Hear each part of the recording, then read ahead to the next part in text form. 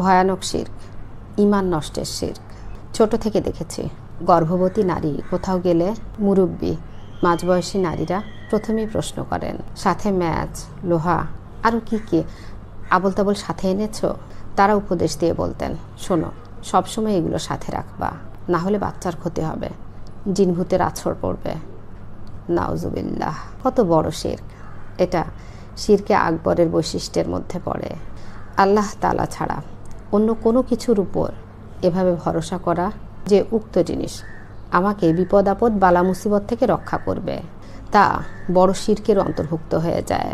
আর বড় শিরক হচ্ছে শিরকে আকবর। আর আল্লাহ সব গুনাহ মাফ করলেও শিরকের গুনাহ মাফ করবেন না যদি না তিনি তওবা করেন। এই ধরনের কত শিরকের মধ্যে আমরা জড়িত আল্লাহই জানেন।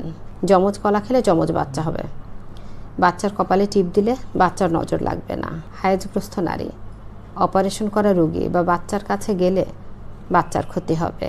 গর্ভবতী নারী চন্দ্র বা সূর্যগ্রহণের সময় কিছু খেলে বা কাটাকাটি করলে বাচ্চার ক্ষতি হবে। গর্ভবতী নারী হাঁস খেলে বাচ্চার গলা হাঁসের মতো হবে, ইত্যাদি। কত ভুল আকিদা বা বিশ্বাস নিয়ে আমরা বেড়ে উঠছি। আমাদের কি হবে আসলে? আমরা কেন আল্লাহর উপর বিশ্বাস স্থাপন করতে পারছি না?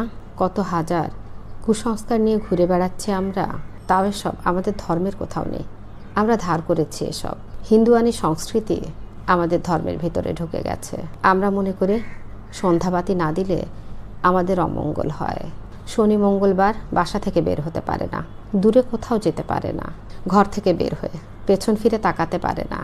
এমন কত শত কুসংস্কারে আমরা নিজেদের আপদমস্তক জড়িয়ে রেখেছি। কিন্তু এর শেষ কোথায়? এসব করে আমরা শিরকের মতো মহাগুনাহ করছি না তো? নিজেদের সবচেয়ে দামি সম্পদ ঈমানকে নষ্ট করছি না তো? আল্লাহ অবশ্যই তার সঙ্গে শিরকের গুনাহ ক্ষমা করবেন না। এছাড়া অন্যান্য যত গুনাহই হোক না কেন তিনি যাকে ইচ্ছা তাকে ক্ষমা করে দেন।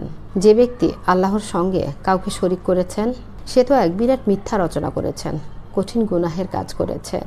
সূরা নিসা আয়াত 48। যদি নবী রাসূলগণ শিরক করতেন তবে অবশ্যই তাদের নেক আমল বরবাদ হয়ে যেত। সূরা আনাম আয়াত 88। হে নবী, আপনার প্রতি এবং আপনার পূর্ববর্তীদের প্রতি ওহী করা হয়েছে যে যদি আল্লাহর সঙ্গে অংশীদার স্থাপন করেন তাহলে আপনার সব আমল বিনষ্ট হয়ে যাবে এবং আপনি ক্ষতিগ্রস্তদের অন্তর্ভুক্ত হবেন। সূরা জুমার আয়াত 65। যে ব্যক্তি আল্লাহর সঙ্গে কাউকে অংশীদার করল, আল্লাহ তার উপর জান্নাত হারাম করে দিয়েছেন এবং তার পরিণতি হবে জাহান্নাম। এসব জালিমদের কেউই সাহায্যকারী নেই। সূরা মাইদা আয়াত 72। আর সকল আলেমদের ঐক্যমতে শিরকে আকবরের কারণে উক্ত ব্যক্তি মুসলিম মিল্লাত থেকে বের হয়ে যায়।